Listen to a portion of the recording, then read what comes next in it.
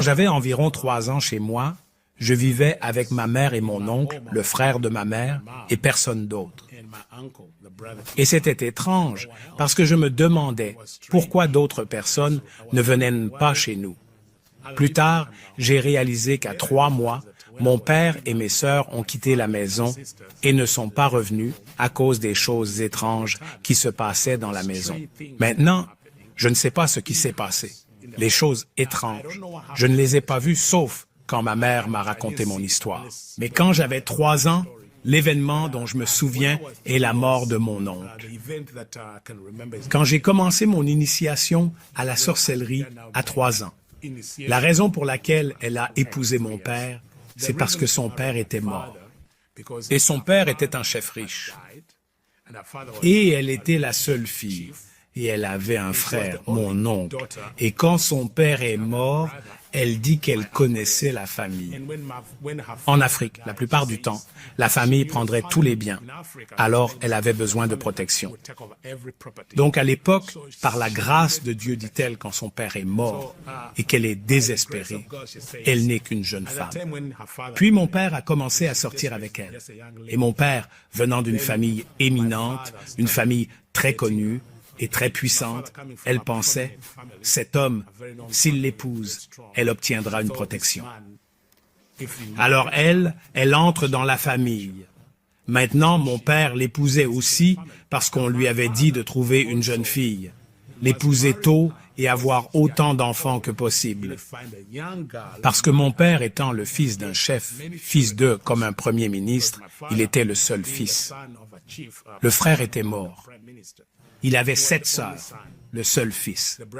Alors ils étaient comme, maintenant tu dois trouver une femme, avoir des enfants et élever un héritier pour le trône comme le chef. Alors il se marie dans le but d'avoir un fils. Alors quand elle a épousé mon père et que ma mère s'est mariée, elle a donné naissance. Le premier enfant était une fille. Le deuxième enfant, aussi une fille. Le troisième enfant, aussi une fille. Maintenant, au 4e enfant, toute la famille, les chefs, la tribu, ils sont tous comme « cette femme est un gaspillage ». Parce que dans ma tribu, si tu n'as que des filles, ils disent que tu n'as pas d'enfants. Alors ils voulaient son héritier. Alors dans le désespoir, elle a essayé d'eux. Elle est allée chez différents sorciers dans différentes parties de la nation. Et donc elle est allée. Ils lui ont dit « nous allons t'aider à concevoir ». Puis elle a conçu le 5e enfant, qui était maintenant aussi une fille. Elle est allée voir différents sorciers, différents autels, différents plans. Et aussi, elle a conçu à nouveau un 6e enfant, aussi une fille. Et elle me dit qu'elle était tellement désespérée parce qu'elle savait que si elle ne pouvait pas avoir un fils, elle perdrait le mariage et maintenant sa vie serait gâchée. Quelqu'un lui a dit qu'il y avait quelqu'un qui pouvait l'aider à concevoir un fils.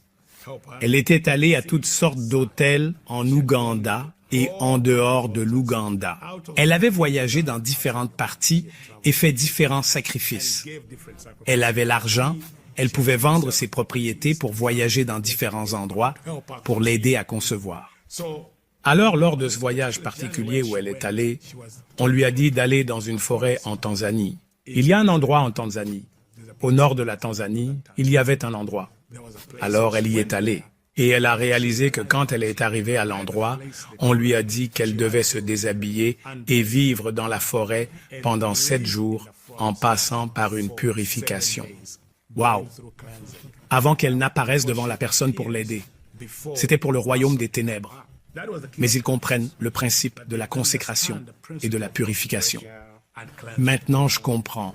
Alors, ils lui disent, tu dois te déshabiller, rester dans la forêt, sous le froid, ne rien manger de cuit pendant 7 jours.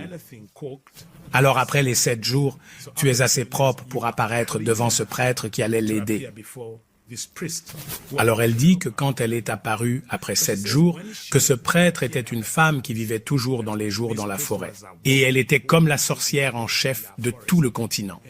Tous les sorciers, tous les magiciens, ou les marabouts, ou les politiciens, les dirigeants pouvaient aller la voir pour de la puissance. Alors elle vivait dans la forêt, cette femme, cette prêtresse. et elle n'avait qu'un seul sein, comme un sein au milieu de la poitrine. Alors elle a dit quand elle est apparue, quand elle est devenue vers elle, elle a regardé cette sorcière, cette prêtresse a regardé ma mère et a dit « Va-t'en, je ne t'aiderai pas ». Alors qu'elle a été dans la forêt pendant 7 jours. Maintenant, elle s'en va. Elle dit ceci. Maintenant, c'est ce qu'elle m'a dit. En s'en allant, elle a regardé le ciel et a vu un signe.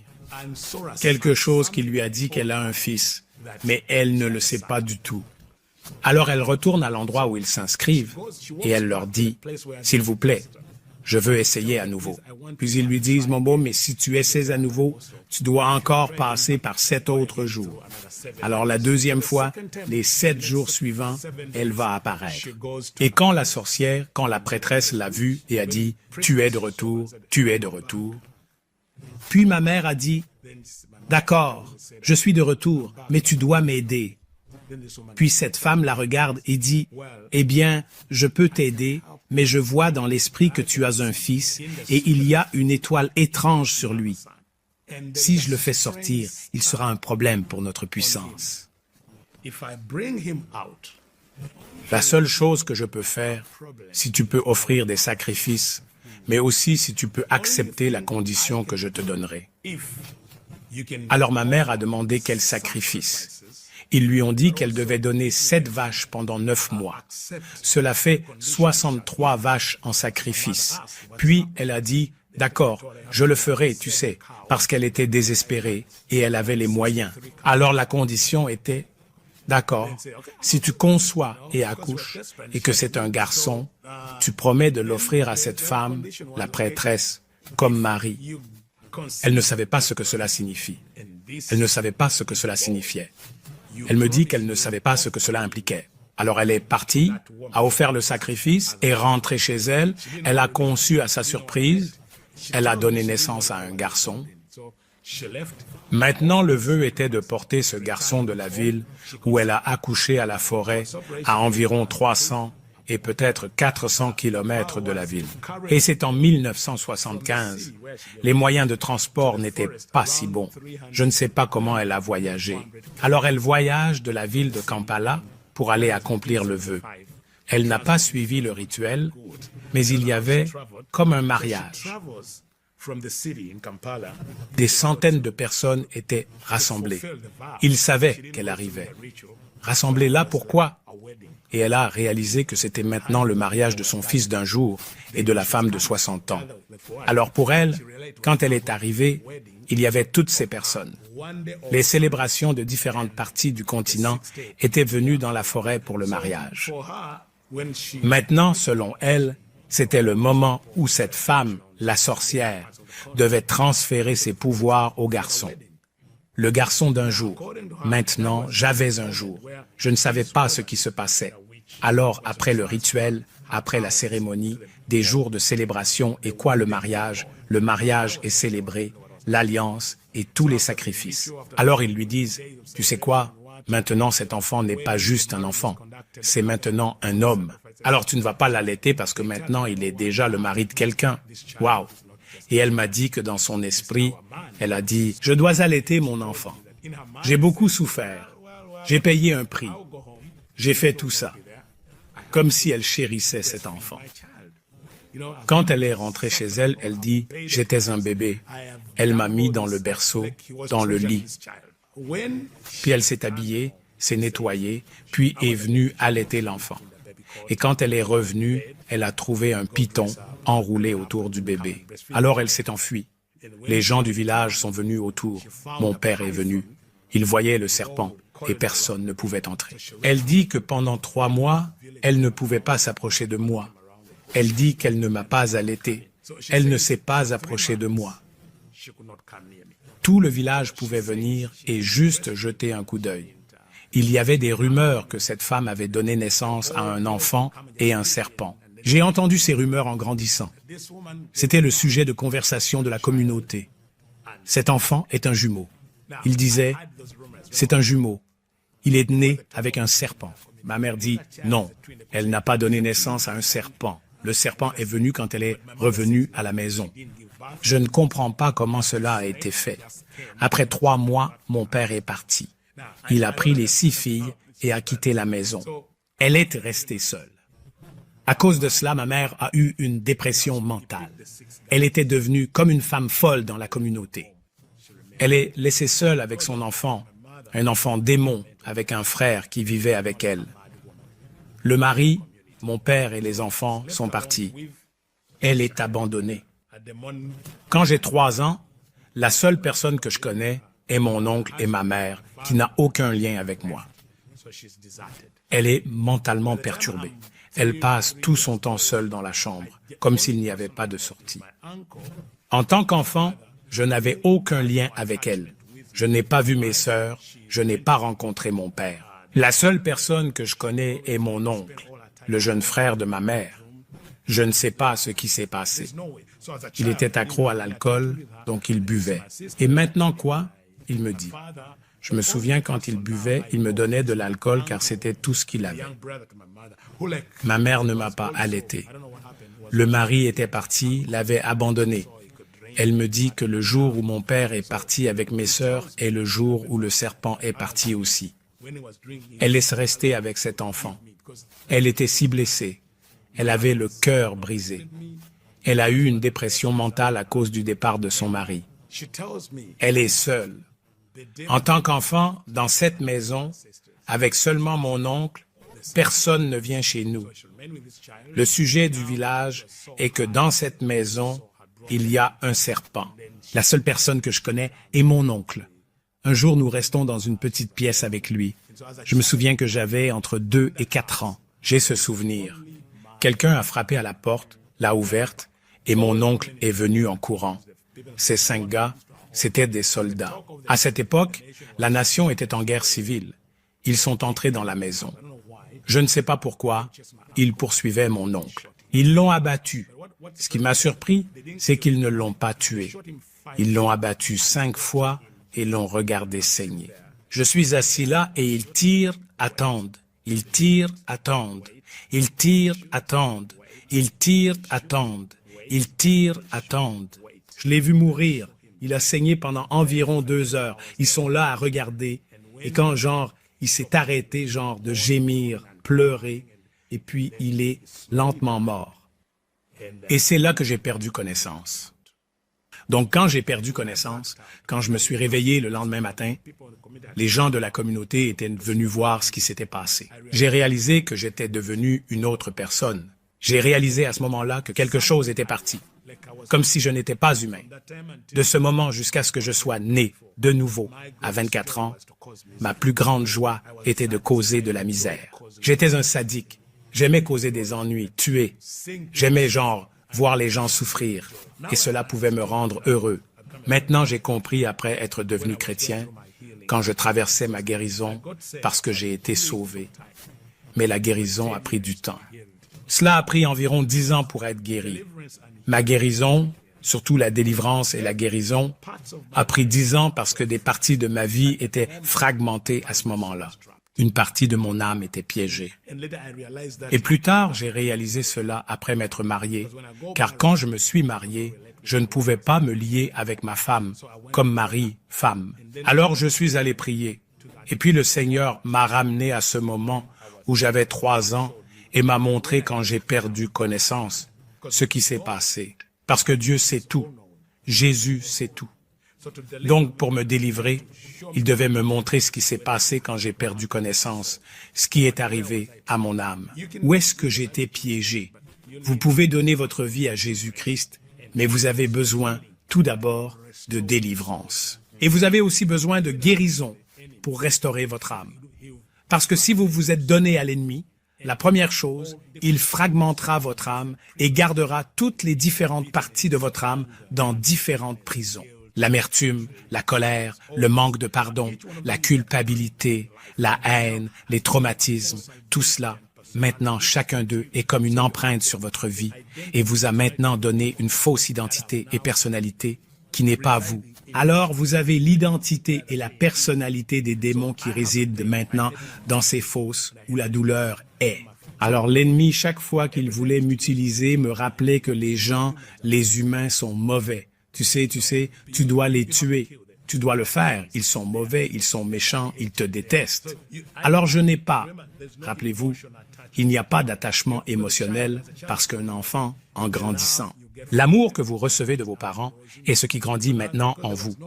Alors maintenant, parce qu'il n'y avait pas cela émotionnellement, je n'avais pas d'émotion. J'étais émotionnellement piégé. Je ne comprenais pas ce qu'est l'amour, ce qu'est la peur. Je n'ai jamais pleuré, je n'ai jamais ri, parce que je ne comprenais pas cela. Mon oncle était mort et je suis devenu une personne différente. Ces gens dans l'occultisme sont venus voir ma mère et ont dit, « Tu sais, ce qui est arrivé à votre frère, c'est parce que nous voulons ce garçon. Vous devez nous le céder. » Alors elle m'a pris et il y a un endroit où se trouve le quartier général de l'occultisme dans notre nation. C'est comme une grotte. Ils disent que c'est comme une secte, comme s'ils croyaient en Dieu, mais pas Dieu. Ils ne croient pas en la Bible. C'est comme une secte où vont les politiciens et même les chefs religieux. Alors elle m'emmène à cet endroit, comme c'est une secte, comme une religion. Maintenant, quand leur leader meurt, ils ne les enterrent pas. Ils embaument les corps et les entassent dans une grotte. Alors elle m'a emmené et m'a remis à ces gens. Maintenant, souviens-toi, mon oncle est mort. J'ai cette douleur. Et maintenant, la seule personne que je connais encore est ma mère. Alors elle me remet à ces gens que je ne connais pas. Ils m'attrapent.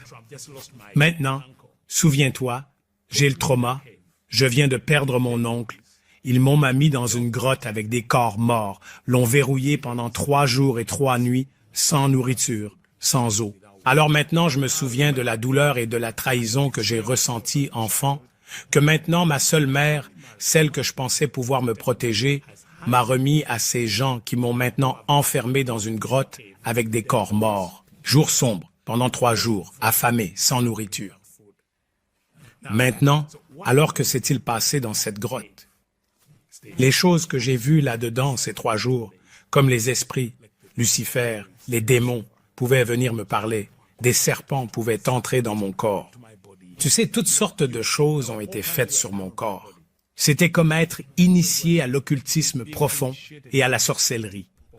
Comme chaque partie de mon corps, je me souviens, le serpent est venu autour de moi, s'est enroulé autour de moi dans la grotte et est entré dans mon corps. Et tu sais, toute ma vie, jusqu'à ce que je sois né de nouveau, ça vivait dans mon corps. Je pouvais savoir quand ça bougeait. Je pouvais savoir comme tu pouvais dire que quelque chose bouge dans le corps. C'est comme si maintenant l'esprit dans cela prenait le contrôle. Et maintenant, ça pouvait me contrôler. Maintenant, à partir de ce moment-là, jusqu'au jour où je suis né de nouveau. Toute ma vie, j'étais dans la douleur. Il n'y a pas de jour dont je me souvienne où je n'étais pas dans la douleur, jusqu'au jour où j'ai donné ma vie à Jésus. Pendant 24 ans, chaque jour, cette douleur était là dans mon corps. Tout ça parce que cette chose m'avait gardé dans la douleur pour m'utiliser. Parce que Satan te contrôle par la douleur, parce qu'il doit te manipuler, te contrôler. Alors ça devait rester dans mon corps. Je ne pouvais pas bien manger, je ne pouvais pas bien vivre. Alors la seule façon d'éviter la douleur était de boire. Alors j'ai commencé à boire de l'alcool. Et je suis devenu accro à l'alcool. Maintenant, ma mère n'a pas accès à moi, n'a pas d'autorité sur moi. Parce que maintenant, et c'est ce que je sais, maintenant j'ai été initié et ordonné comme sorcier. Alors à partir de ce moment-là, il y a une partie de moi qui est humaine. Je veux être un enfant, mais alors les gens me traitent comme une puissance. Tu sais, tu veux jouer, mais personne ne vient à côté de toi. Aucun parent ne laissera son enfant s'approcher de toi, tu vois. 2, tu étais occupé. Tu sais, les gens pouvaient venir tous les jours, jour et nuit, pour obtenir de la puissance. Une des choses qui est si douloureuse, même je me souviens maintenant, c'est ceci. Il y avait beaucoup de gens plus âgés que ma mère qui pouvaient venir, et ils devaient se déshabiller pour être nus devant moi, des femmes. Et puis tu dois leur donner de la puissance. Maintenant, si un enfant de 4 ans est exposé à cela, ça affecte sa vie. Et même aujourd'hui, ça a affecté ma vie jusqu'à ce que Jésus me guérisse. Tu sais, comme tu vois des femmes nues et des hommes nus, tu étais un enfant de 4 ans, de 5 ans. Cela affecte la façon dont tu regardes les gens, la façon dont tu penses. Alors, ce que Satan fait, c'est abuser. Tu vois, quand les gens abusent des enfants, les gens pensent juste que c'est une initiation de quelques jours. Ils les initient quand ils les exposent à la pornographie, quand ils les exposent à toutes ces choses comme les hommes qui abusent des enfants. Et dans mon ministère, j'ai trouvé que beaucoup de gens qui luttaient pour être guéris et délivrés, cela s'est produit. Leur exposition était dans l'enfance entre 1 et 6 ans. Ceux qui ont subi des abus sexuels, ceux qui ont été molestés par des enseignants, des parents, des frères et sœurs, et tout c'est une porte que l'ennemi utilise pour piéger l'âme. Alors la mienne était piégée. D'accord, le meurtre de mon oncle m'a traumatisé. Ouais. Puis la trahison de ma mère m'a piégé. Mais ensuite, les années d'exposition à des choses comme femmes et hommes viennent à vous chaque jour, doivent se déshabiller, s'asseoir nus devant vous. Je me souviens qu'ils disaient que j'étais un garçon méchant. D'autres sorciers avaient encore ce côté humain en eux, comme la pitié et l'amour, bien qu'ils soient dans la sorcellerie. Mais maintenant, moi, qui n'avais aucune émotion, vous savez, comme élevé sans émotion, élevé sans famille, élevé dans l'amertume, élevé dans la colère, dans la rage. Donc je ne pouvais rien ressentir comme la pitié, comme la miséricorde. Et ma mère, bien qu'elle ait ce problème mental, elle continuait de penser qu'elle pouvait briser cela pour que je devienne un enfant normal. Il y a une partie de moi qui veut toujours aspirer à être un enfant. Vous savez, même quand j'ai grandi et que je suis né de nouveau, j'ai trouvé que je me sens si attaché aux enfants, c'est comme un bébé, et j'aspire toujours à être un enfant parce que j'ai manqué cela en tant qu'enfant. J'ai manqué cela en tant que bébé. Je n'avais pas cet amour, je n'avais pas.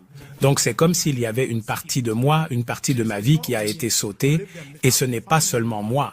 Je crois que j'ai trouvé beaucoup de gens dans mon ministère de délivrance, que leur enfant a été privé de leur enfance, leur a été volé. Et je sais que certaines personnes qui regardent en ce moment, cela peut être l'un des problèmes auxquels vous faites face. Une partie de vous a été piégée en tant qu'enfant à la minute, par le viol, par l'abus, le traumatisme, l'exposition à la sorcellerie, la mort, les accidents et tout cela. Et quand votre enfant vous est enlevé, volé, vous pouvez trouver difficile de fonctionner à l'âge adulte, à moins que le Seigneur puisse retracer le moment du traumatisme, le moment de l'abus, et vous faire traverser cela pour vous amener à un lieu de guérison. Maintenant, pour moi, mon enfance avait été enlevée bien que je grandissais. Je voulais me lier avec les gens que je voulais être. Il y a une partie de moi qui longtemps, je regarde les enfants, je veux être comme eux. C'est comme si votre volonté est bloquée, vous êtes pris. Quelque chose a pris le contrôle de votre vie. Et je sais qu'il y a des gens même qui aujourd'hui n'ont pas récupéré leur volonté. S'ils étaient impliqués dans l'occultisme, dans la sorcellerie, dans l'abus et tout cela, ils ont peut-être été piégés. C'est pourquoi ils ont besoin de guérison intérieure. Ils ont besoin de délivrance. Ils ont besoin maintenant de quelqu'un pour les accompagner dans le chemin de la guérison. Vous savez, les gens peuvent entendre l'Évangile, mais il doit y avoir un ministère qui facilite la guérison de l'âme, surtout les personnes qui ont été piégées, surtout dans l'enfance. Alors quand j'avais 12 ans, nous avons voyagé à cet endroit, à Pemba. Le prêtre a dit à ma mère, il a dit, « Femme, aucune sorcellerie, aucun devin, aucune sorcière ne peut aider ce garçon. Si vous avez besoin qu'il soit aidé, emmenez-le. » Cet homme s'appelait Sultan, il était musulman, a dit « Emmenez-le à l'église. » Waouh! Et c'est un type de sorcier. Emmenez-le à l'église. Personne ne peut l'aider. Alors elle me prend et m'emmène chez le prêtre qui a célébré le mariage avec la sorcière. Parce que c'est l'église qu'elle connaissait. Elle parle à ce prêtre de moi, de ce que j'ai fait. Et il dit « Oui, j'ai entendu parler de lui. Je pense que nous pouvons l'aider. » Mais ce qu'il voulait, c'était enquêter sur ma puissance. Alors, je suis là. Et je pensais que j'allais maintenant être comme un étudiant, apprendre la Bible, apprendre sur Dieu et devenir prêtre. Chaque nuit, il venait avec des livres, avec des mots pour me poser des questions sur le monde des esprits. Alors, il me demande ceci et cela et j'aime ça. J'ai aimé être en charge. Je me souviens, à la fin de l'année, cet évêque et un autre prêtre m'ont dit « Nous avons une bourse pour toi. Nous allons t'envoyer en Europe pour une formation. » Mais ils m'ont dit qu'ils avaient besoin du consentement de mon père. C'est la première fois que je vois mon père. Il est venu à l'école pour signer les papiers, signer ma documentation. Parce que j'allais maintenant être déplacé de l'Ouganda pour aller en Europe. Alors je suis envoyé en Italie. Je pars sans ma mère. Je pars seul avec un groupe de prêtres. Ils viennent, ils me prennent. Nous passons par le Rwanda. Ils ont pris une autre fille là-bas qui avait aussi des pouvoirs étranges. Alors nous volons du Rwanda à maintenant. Nous passons par la France, nous y restons quelque temps. Et c'est là que j'ai découvert que maintenant j'avais été déplacé de la sorcellerie africaine, la sorcellerie brute. Maintenant, je suis initié à l'occultisme. L'occultisme est un système. En fait, c'est le satanisme, l'alliance de ceux qui adhèrent à Satan. C'est comme un système, une religion. Alors quand je suis allé là-bas, on m'a mis dans une maison religieuse où ce qui s'est passé là-bas est la pire expérience que j'ai vécue. Parce que maintenant, pour briser ma volonté une deuxième fois, je devais être exposé à la mort et aux abus sexuels. Alors je suis formé à l'occultisme, mais pour la dernière, pour les 5 ans de 13 à 18 ans. Presque chaque jour, je suis molesté et abusé sexuellement par des prêtres. Alors comme ils doivent faire ça sur moi, j'ai écrit cela dans mon livre en plus, parce qu'ils veulent arracher chaque aspect de moi. Ces abus et de nombreuses années, j'ai aussi eu une dépression mentale. Ils ont découvert qu'il y avait une partie de moi qu'ils ne pouvaient pas accéder. C'est comme si Dieu était impliqué et avait scellé une partie de ma vie qu'il savait qu'il y avait quelque chose que je savais, mais il ne pouvait pas y accéder. Alors pour faire ça, il devait me molester, m'abuser, me sédater, me droguer, me mettre sous médicaments et différentes choses pour me briser. Parce que il y a une partie qu'il ne pouvait pas. Il pouvait dire, nous avons eu différentes personnes qui ont été utilisées. Mais celui-ci est un peu bloqué quelque part. Alors ils ont décidé de me ramener à la maison. Et je vis comme un enfant normal, un jeune homme normal, comme pendant 6 mois. Et puis les 2 prêtres reviennent en Ouganda d'Italie encore pour ce qu'ils sont venus, quand ils sont venus à moi maintenant. Ils sont venus avec amour. Souviens-toi la première fois que cet homme est venu à moi, il a dit « Je veux être ton père ». Et c'est ce qui m'a ouvert maintenant quand il a dit « Je veux être ton père, je t'aime comme un père ». Le moment où il a dit « Je veux être ton père maintenant », j'ai dû tout révéler comme si j'avais ouvert tous mes sens. Et puis, parce que je m'étais ouvert, il me ramène et c'est là qu'il m'initie en tant que maître gardien. Parce que j'ai accepté ouvertement ce qu'il voulait. Avant, j'ai été trompé. Quand j'étais jeune, j'ai été emmené par ma mère. Quand j'ai été emmené en Italie, je suis allé sans savoir. Donc il ne pouvait pas briser ma volonté. Alors il me ramène. Il vient à moi cette fois.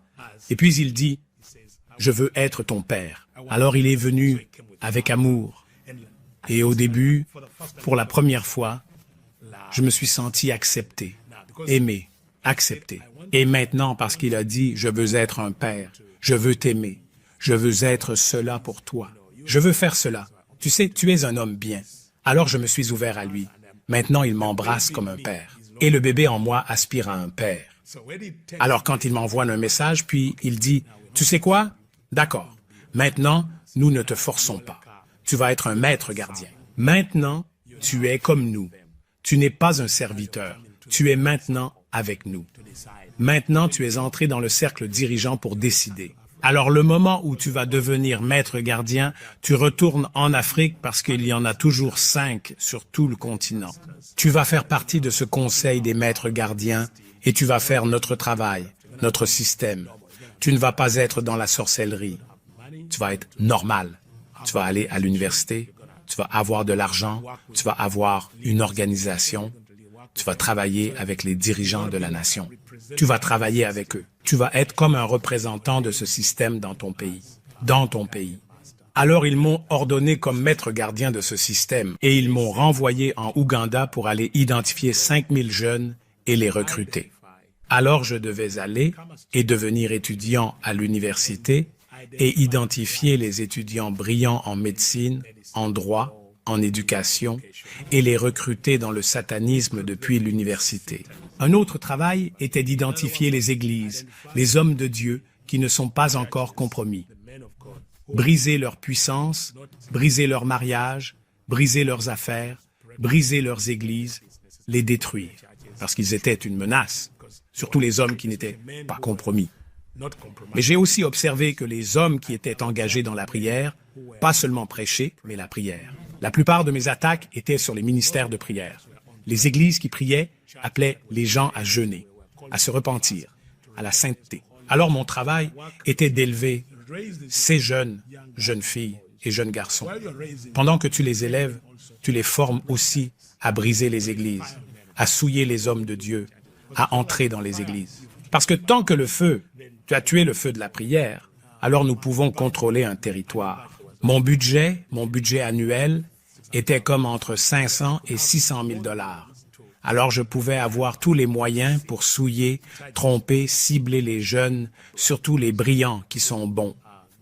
En 1999, je reçois un appel, je suis convoqué pour aller à l'île de César. L'île de César est dans l'océan Indien, dans la ville appelée Victoria. On m'appelle qu'il y a une conférence. Alors je vais à cette conférence et puis ils me disent « Une des raisons de cette conférence que nous voulons est à propos de ton pays. » J'ai dit « Pourquoi ?» Et ils disent « C'est l'année 1999 et nous devons gérer toutes les autoroutes. Mais il y a une autoroute, celle du Nil d'Ouganda à l'Égypte, via la Syrie jusqu'à Israël. C'est l'autoroute dans le livre d'Ésaïe, cette autoroute. Nous ne la contrôlons pas. Nous avons échoué à la prendre. Et la raison de notre échec, c'est qu'un peuple a bloqué cette route et ils prennent tout. Non seulement l'Ouganda, mais le monde entier. J'ai dit quoi? Les gens disent oui. Quels gens? Je dis les gens de mon pays, c'est impossible. Tout le monde, chaque homme de Dieu dans le pays. Je les connais, les églises, je les connais. Tout, je les connais. C'est impossible. Ils ont dit, si, il y a un groupe. Vous ne pouvez pas les voir, car ils sont cachés dans un royaume de lumière. Ils me disent qu'il y a un groupe de femmes, 20 femmes illettrées, qui ont pris le territoire. Et je pouvais voir. Dans cette conférence, nous avions de petites réunions. La confusion, la terreur, la peur. Je n'ai jamais vu ça. Dans l'occultisme, vous montrez cette confiance, vous êtes au contrôle.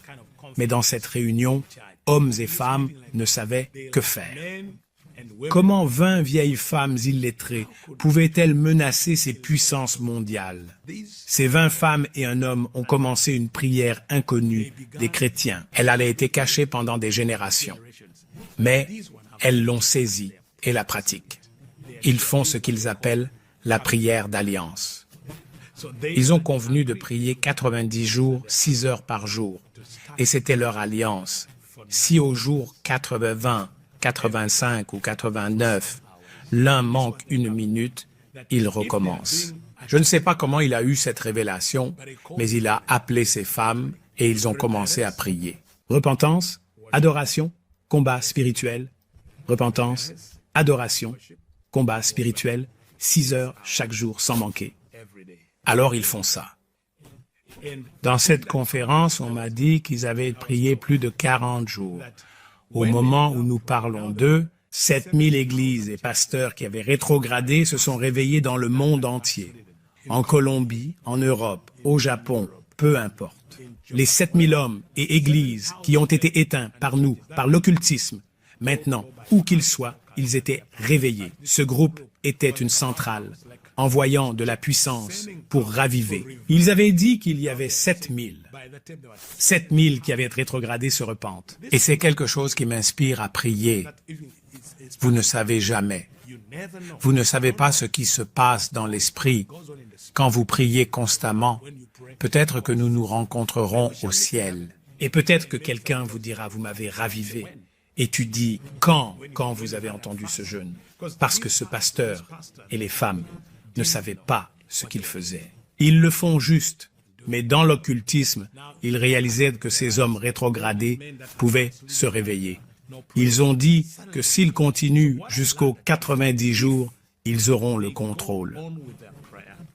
Nous n'allions pas pouvoir opérer pour les 70 prochaines années. Ils généraient une puissance pour un réveil de 70 ans. S'ils continuaient et terminaient leur alliance, ils sécuriseraient les portes du monde spirituel et arrêteraient l'opération satanique pour 70 ans. Ils me disaient que nous devons faire tout pour qu'ils s'arrêtent. Ils viennent me voir et disent « Nous savons que tu peux faire ça parce que toi, tu n'as pas de sentiments humains. De quoi as-tu besoin? Mais tu dois les arrêter car il ne leur reste que 22 jours. Et tu dois le casser avant qu'ils n'arrivent au dernier jour. » Alors ils me disent « Tu retournes en Ouganda, pas pour attaquer ces gens. Parce que si tu les attaques, tu mourras. Trouve un moyen de faire sortir au moins l'un d'eux de l'Alliance. Beaucoup de croyants, nous travaillons ensemble. Nous sommes à l'Église, mais nous ne sommes pas en alliance. Peu importe combien d'heures tu pries ou combien vous êtes, tant que tu n'es pas en alliance, ça n'a pas de sens, aucun effet. Si seulement 2 s'accordent, c'est suffisant.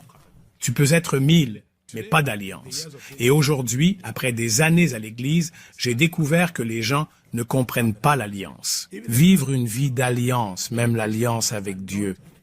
Beaucoup de chrétiens ne vivent pas une vie d'alliance. C'est comme « je suis chrétien, je vais à l'église comme je veux ». Il n'y a pas d'alliance valide. Et dans le monde spirituel, c'est une question d'alliance. Alors ce groupe, les 20 femmes, il y a beaucoup de pasteurs dans la ville, il y en a beaucoup dans la nation. Mais celles-ci avaient une alliance et elles étaient fortes dans cette alliance. Et l'ennemi, les démons et ses agents, ils attaquent l'alliance. C'est pourquoi quand tu te lèves pour prier, pour servir le Seigneur, pour prendre le territoire, la première attaque sera sur ton mariage pour briser l'alliance. L'homme est un esprit. Et les esprits ne travaillent jamais isolément. C'est un principe de l'esprit. Aucun esprit ne travaille seul. Même Dieu le Père, le Fils et le Saint-Esprit, c'est un principe. Alors tu ne peux pas être seul, intercesseur et travailler. Tu dois être connecté aux autres. C'est une alliance. C'est pourquoi même Dieu, quand il travaille avec nous, est venu à Abraham et a dit « C'est mon alliance avec toi ». Quand je suis rentré chez moi lors de cette réunion, on nous a donné des livres, de gros livres, qui avaient été écrits sur chaque membre de ce groupe, sur leur passé, leurs faiblesses, leur histoire, leur famille. Pour les lire, pour savoir, au moins découvrir quel est le schéma dans leur passé, que nous pouvons utiliser au moins contre l'un d'eux. Un livre que j'ai reçu sur le pasteur faisait 500 pages sur sa génération, comme 10 générations derrière lui, pour savoir, lire et dire. Lis ça et découvre quels sont les schémas. Alors j'ai dû lire et voir les schémas chez les ancêtres, dans sa vie et tout ça pour que nous puissions savoir, d'accord, dans ces schémas, y a-t-il des droits légaux que nous pouvons utiliser contre lui?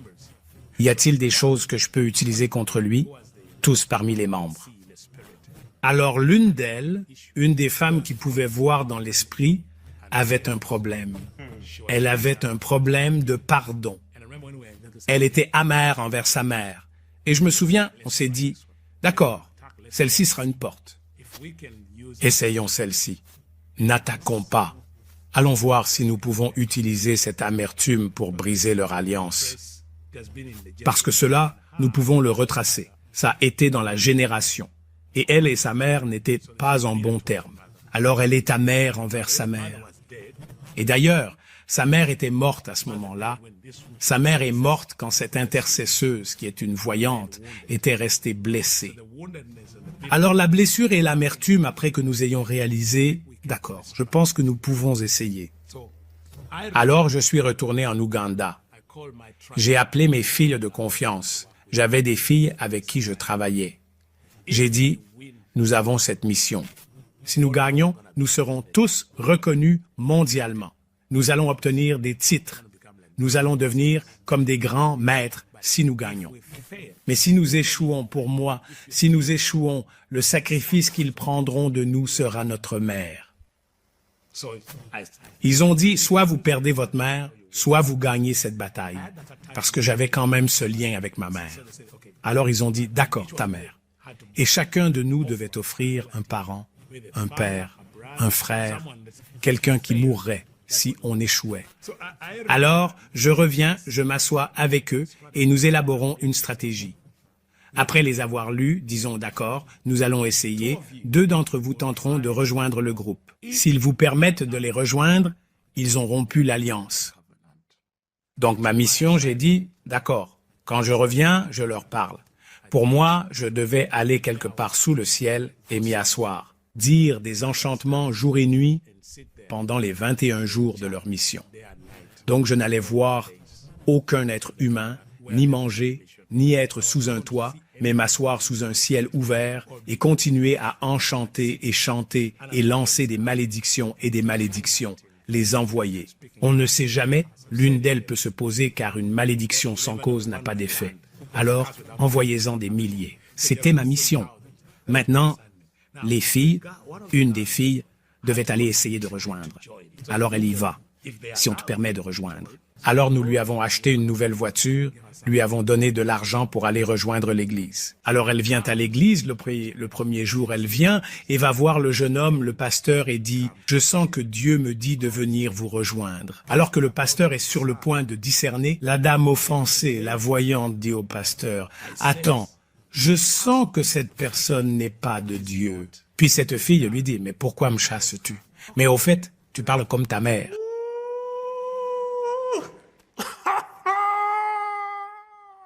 Alors, à ce moment, elle a basculé dans la chair. Elle est maintenant en colère. Ne parle pas de ma mère. Les malédictions sont tombées. Oh mon Dieu. Tous sont maintenant sous cette malédiction. Je me demandais toujours, même maintenant, pourquoi ils ne discernent pas ces blessures à traiter au fur et à mesure qu'ils avancent. Ils vont à cette mission. Pourquoi ne pas l'avoir traitée? Parce que c'était si simple. J'ai dit, attends une minute. Quand cette fille est entrée et maintenant l'a offensée, elle a répondu et abusé. Souvenez-vous même dans le livre de Jude, quand on dit que même l'ange Michel ne pouvait pas injurier Satan quand il se disputait pour le corps de Moïse. Alors elle a insulté cette fille. Et maintenant, souvenez-vous, il y a des milliers de malédictions qui volent autour. Quand elle a insulté le pasteur, le jeune homme, parce qu'il était jeune, et elle âgée, il a vu cette fille comme une père. Comme si Dieu avait répondu à sa prière, avait amené quelqu'un qui parle le même langage que lui. Et donc, après la réunion, ils ont prié comme ça. Elle est là. Et puis, le moment de l'offrande est venu et elle a donné environ 500 000, un demi-million de shillings ougandais. Maintenant, dans cet endroit, les offrandes, c'est comme $1 et quelqu'un donne environ 200 $. Et maintenant, le pasteur, je lui avais dit en lisant la vie de ce pasteur qu'il avait des soucis d'argent. Donc, même dans ses messages, on entendait qu'il était contre l'argent, mais il aimait ça. Il pouvait dire « l'argent est mauvais ». Vous savez, quand quelqu'un parle contre quelque chose, au fond, on peut dire que c'est parce qu'il le craint. Il a des problèmes avec ça. Alors nous savions que si nous pouvions introduire de l'argent, nous verrions comment il réagirait.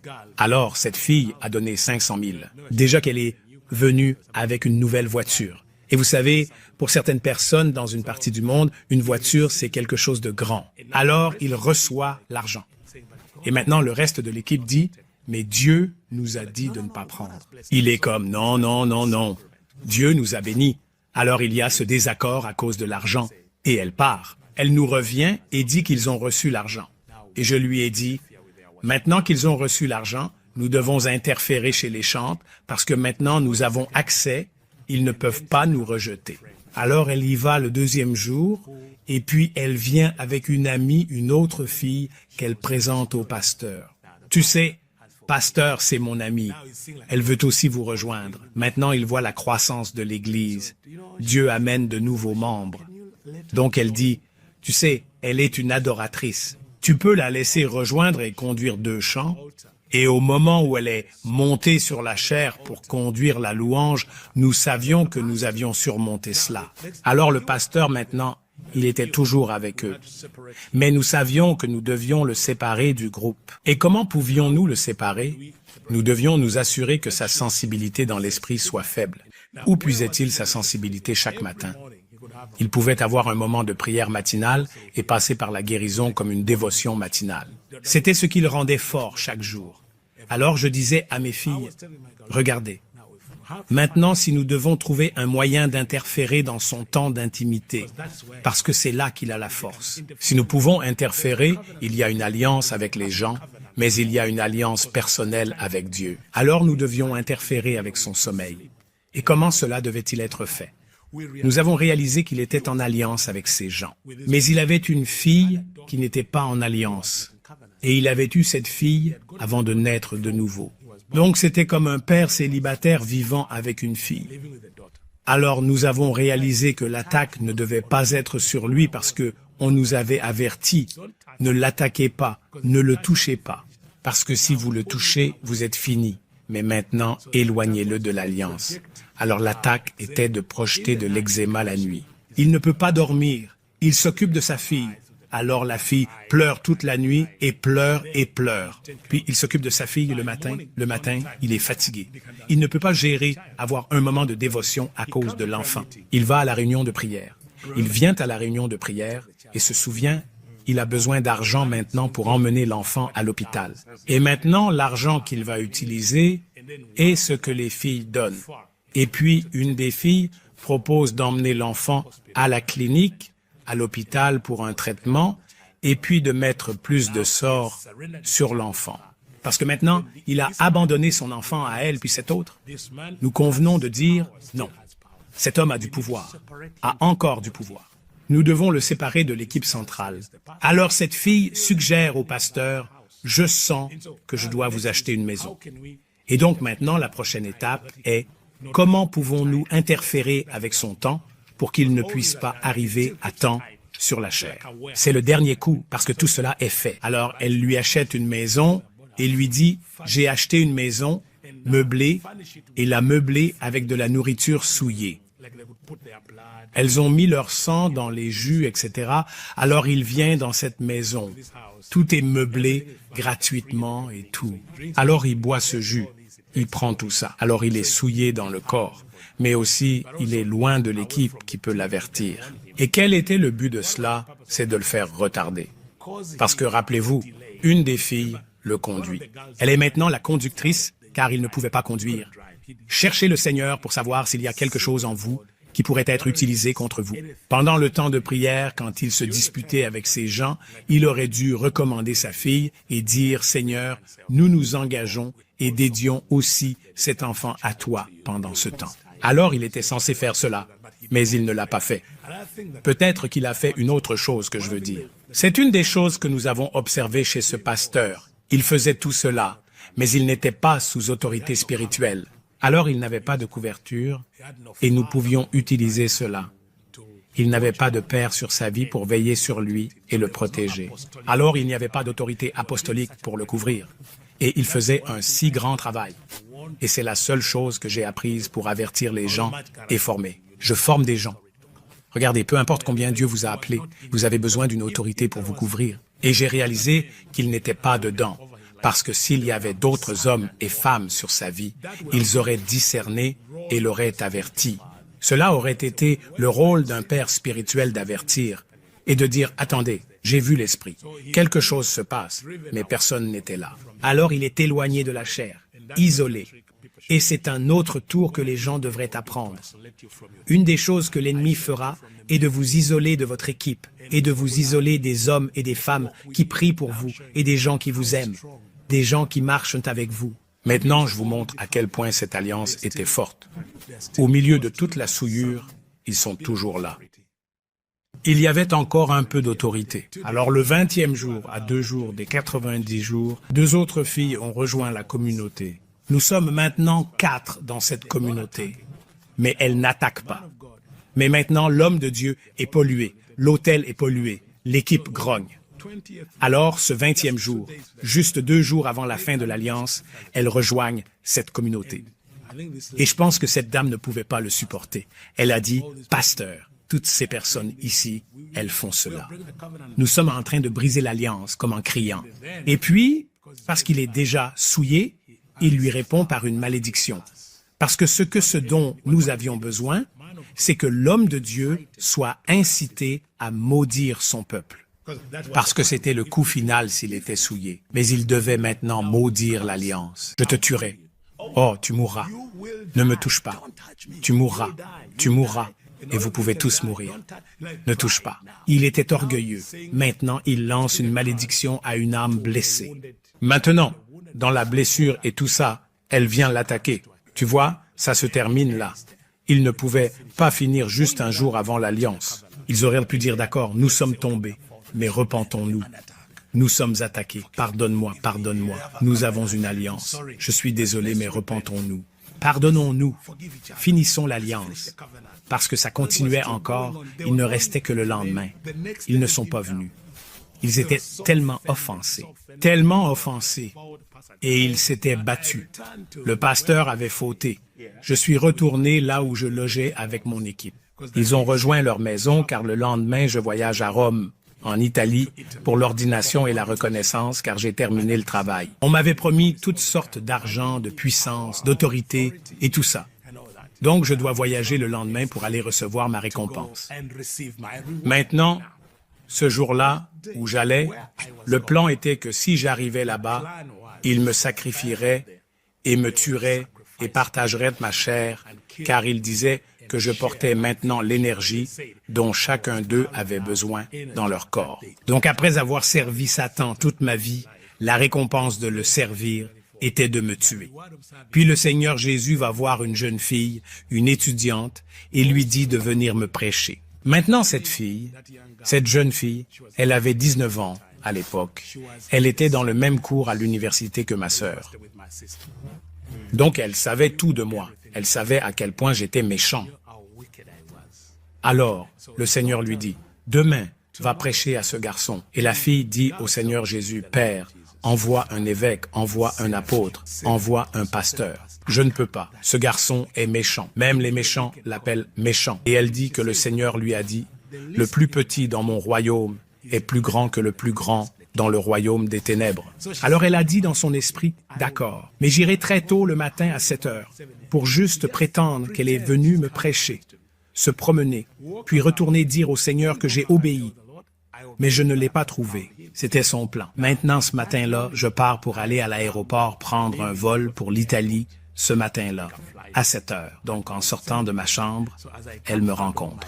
Alors elle dit, « Oh mon Dieu, je suis fini. » Alors dans son cœur, elle dit, « Laisse-moi d'abord retourner prier. Je lui prêcherai plus tard. » Alors je la dépasse maintenant. En la dépassant, elle dit que le Seigneur lui a dit, « Appelle-le. » Alors je passe. Elle dit, « James. » Je n'ai pas répondu parce que personne n'osait m'appeler par ce nom. On m'appelait maître, mais elle ne pouvait pas m'appeler maître parce qu'elle avait un maître, Jésus. Alors j'ai continué à marcher. Elle a appelé encore James. Elle a appelé une troisième fois, James. Maintenant, je sais que dans les lois de l'orque, si vous êtes défié 3 fois et que vous ne répondez pas, vous avez été vaincu. Alors j'étais là en colère. Elle a réussi à m'amener au point d'être en colère juste en m'appelant. Donc ceux dans le royaume des ténèbres savent que quiconque a la capacité de vous amener à un endroit de colère vous a désarmé. Alors j'avais oublié ça à ce moment-là parce que je ressentais de la colère. J'aurais dû rester calme et confiant et continuer mon travail. Mais maintenant, parce que je ressentais la fierté en moi, alors je sentais qu'elle me défiait et je me sentais en colère. Alors dans mon esprit, je me dis, que puis-je faire? Puis-je la tuer ici? Ou puis-je l'aveugler? Ou puis-je la rendre folle? Et je pourrais faire ça en quelques minutes. Juste une seconde, quelques secondes. Je l'ai déjà fait dans plusieurs vies. Alors je savais que je pouvais me tourner vers elle, projeter dans ses yeux et la rendre folle. Alors j'ai dit, d'accord, laisse-moi la rendre folle. Elle va se déshabiller, marcher nue à travers la boussole jusqu'à mon retour. Alors je me suis tourné vers elle pour faire ça dans mon esprit. Et puis quand j'ai regardé ses yeux pour projeter ses yeux, des éclairs de lumière sortaient de ses yeux et me frappaient comme 3 fois. J'ai dit, qu'ai-je vu? Je regarde à nouveau la fille, je suis frappé. Puis je regarde, quel genre de personne est-ce? J'ai combattu des milliers, des évêques, des pasteurs, c'est quel genre de personne? Alors je la regarde une autre fois comme... Et chaque fois que cet éclair me frappe, ma puissance diminue. Elle me frappe et elle ne dit pas un mot, juste me regarde. Puis j'ai su maintenant que c'était perdu parce que je n'avais jamais rencontré une telle puissance. Je n'ai jamais vu. Et quel genre de fille était-ce? Je pensais juste qu'il s'agissait d'une jeune femme. Alors maintenant, je devais vraiment convoquer un projet de soutien et appeler des sorcières et des sorciers dans le territoire. Alors, en quelques minutes, 600 d'entre eux sont autour de moi. Elle ne peut pas les voir, mais ils sont maintenant autour de moi. Ils sont invisibles pour elle. Alors, ce que je dois faire maintenant, c'est que tous les autres 600 se forment ensemble et l'attaquent en même temps. Alors, je dois être assez audacieux pour la regarder une fois de plus et puis projeter. Puis tous les 600 peuvent attaquer. Alors, elle se tient là et le Seigneur vient de lui dire. Elle m'a dit plus tard, le Seigneur lui a dit, « Reste tranquille et sache que je suis Dieu. » Et puis le Seigneur lui a dit, « Sois calme. » Alors dans tout cela, je ferme les yeux, je la regarde. Elle garde un sourire. C'est comme le sourire qui dit que je domine. Alors je la regarde. Et maintenant, je veux que les 600 viennent à elle pour l'attaquer. Et là où elle se tient. Je ne la vois pas. Je vois juste un pilier de lumière se connecter au ciel dans un endroit. Puis je regarde dans le pilier de lumière un homme. Maintenant, je connais Jésus. Il me regarde. Il me regarde seulement. Le moment où ses yeux ont touché mes yeux, j'ai vu les 600 partir dans 600 directions, criant et courant, y compris Lucifer lui-même. Je pouvais voir tous ces démons depuis l'enfance partir instantanément juste par un regard. Vous savez, il y a cette chose. Les gens disent qu'il y a une lutte entre Jésus et Satan. C'est impossible. Satan et ses démons ne peuvent pas se battre quand Jésus apparaît. C'est impossible. Ça ne peut pas. Ça ne peut pas. Tout genou fléchit et toute langue. Alors quand il apparaît, Satan ne peut pas se battre. Il n'y a pas de lutte entre les deux. Il m'a juste regardé. Pas de lutte, pas de combat, pas de cri, pas comme le feu. Et ce qui m'a regardé dans ce pilier de lumière pour la première fois, je suis sans démon. Pas de démon, pas d'esprit sur moi. Je suis comme humain. Alors j'ai ouvert les yeux pour le regarder et dire, quel genre de personne est-ce? Maintenant, quand j'ouvre les yeux une autre fois, le pilier n'est pas là. L'homme n'est pas là. La fille est là. Et maintenant, je sais juste que je suis désarmé. J'ai peur pour la première fois de ma vie parce que je n'ai pas d'esprit. Je la regarde et puis le Seigneur lui dit, va vers lui. Elle commence à marcher vers moi et chaque pas qu'elle fait est comme un tremblement de terre. Je pouvais sentir le sol, comme si le Seigneur me faisait savoir qui elle est dans l'esprit. C'est un géant. Alors elle bouge et le sol tremble, la fondation tremble, des pas. Puis elle s'approche de moi et je ne peux pas m'enfuir parce que j'ai été arrêté. Je ne peux pas. Mes pieds sont liés. Je ne peux pas m'enfuir et j'ai peur. Je ne sais pas ce qu'elle va me faire. Alors elle me regarde et puis elle me donne un câlin. C'était mon premier câlin dans la vie. Je n'avais jamais été câliné. Alors elle me serre dans ses bras et elle dit, « James, Jésus t'aime. » Et tu ne sais pas ce que ce mot m'a fait. J'ai senti que toutes mes facultés se formaient. Pour la première fois de ma vie, j'ai pleuré. C'était la première fois que je pleurais. Alors elle me donne ce câlin et je commence à pleurer. Et elle a commencé à pleurer. Mes pleurs sont comme ceux d'un bébé et une mère retrouvant son bébé. Alors elle me tient fort et je pleure comme un bébé et elle pleure aussi. Je ne sais pas ce qui se passe, mais pendant les pleurs, il y a de l'amour. Il y a toutes mes émotions qui sont ravivées. C'est comme si je devenais humain pour la première fois. Alors après les pleurs, je pleure. Puis elle dit, « James, que veux-tu? » Puis je me souviens que je lui ai dit, « J'ai besoin de Jésus. » Puis elle me dit, « Parle-lui, dis-lui. » Alors j'ai dit, « Jésus, je veux te servir. » Je ne sais pas pourquoi j'ai dit, « Je veux te servir. » Alors elle m'a guidé dans la prière du salut. Je ne peux pas oublier le moment car cela fait plus de 24 ans, mais c'est comme si c'était hier, tellement réel que cette expérience de revenir d'entre les morts. Maintenant, ce que je veux dire, c'est que le diable m'a utilisé et voulait me détruire. Je combattais Jésus, mais il voulait me sauver. Regarde cet amour. Même quand j'étais son ennemi, il m'a donné une chance.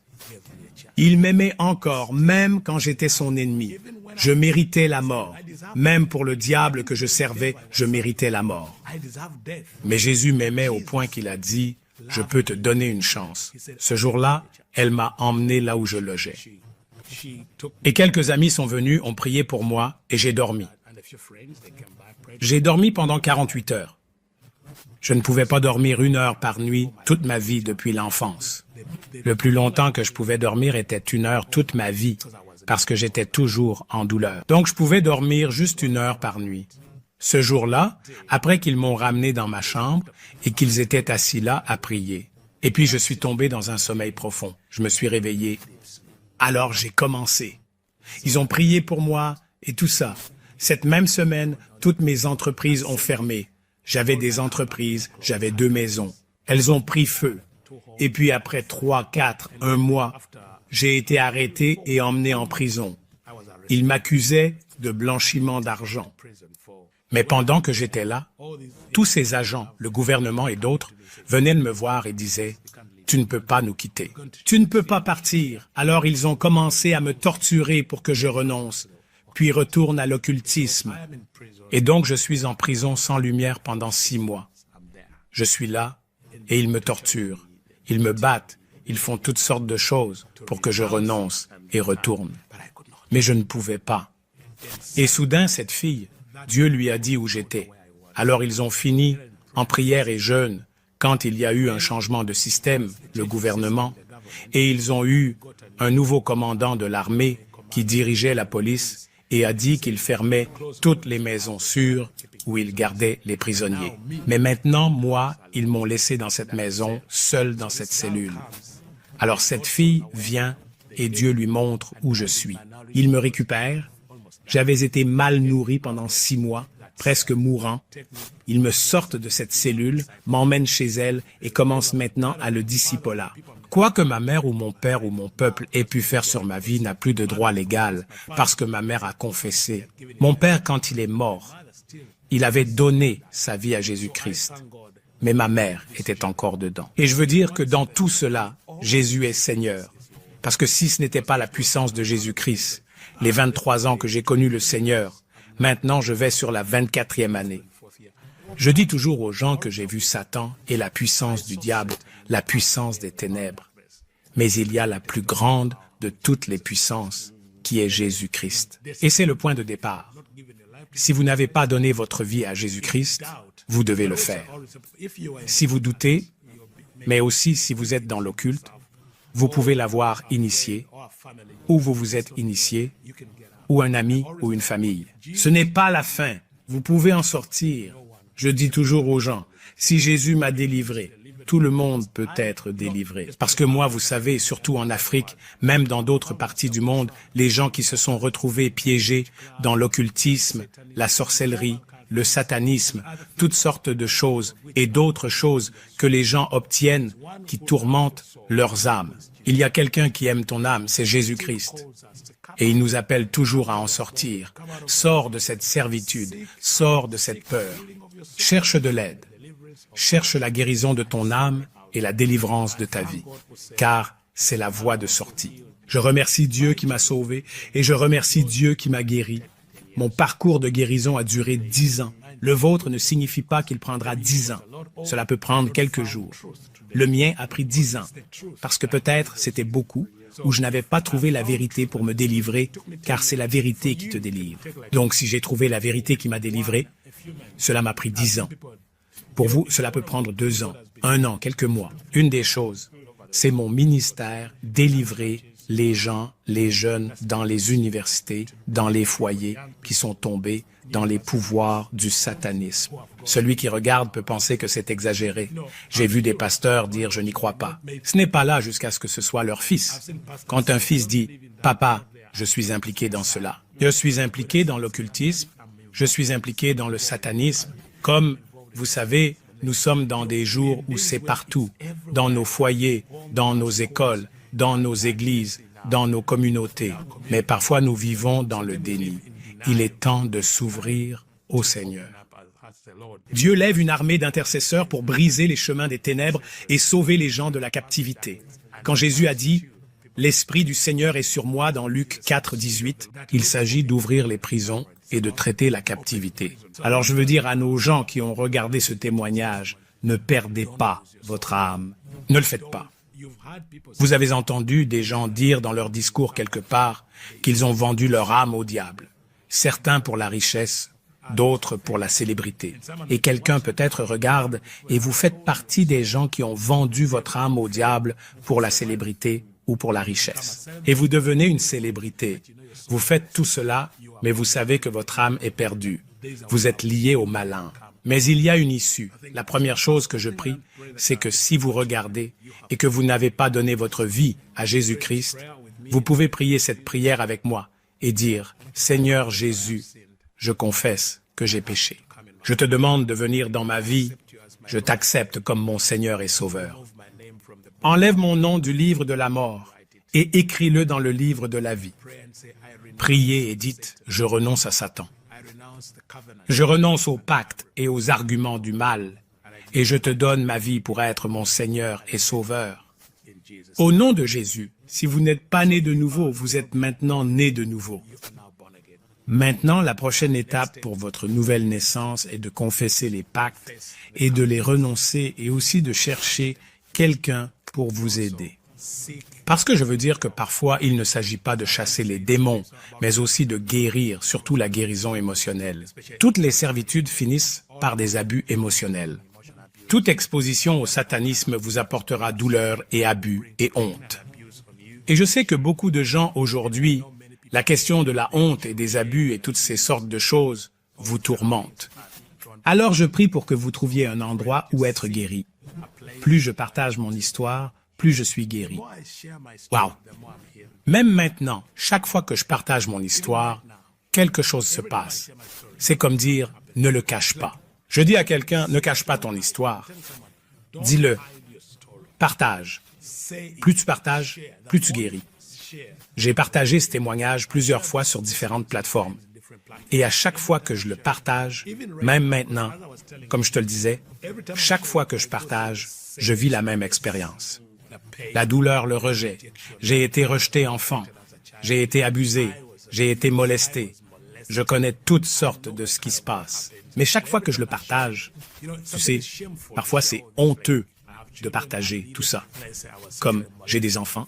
Quand je dis que j'ai été sexuellement molesté pendant 5 ans par des hommes, parfois c'est honteux. Mais plus je le partage, je marche dans la lumière, et chaque fois que je le partage, je suis guéri. Alors brise le silence, ne sois plus silencieux. C'est ça. Ne sois plus silencieux. Dis-le.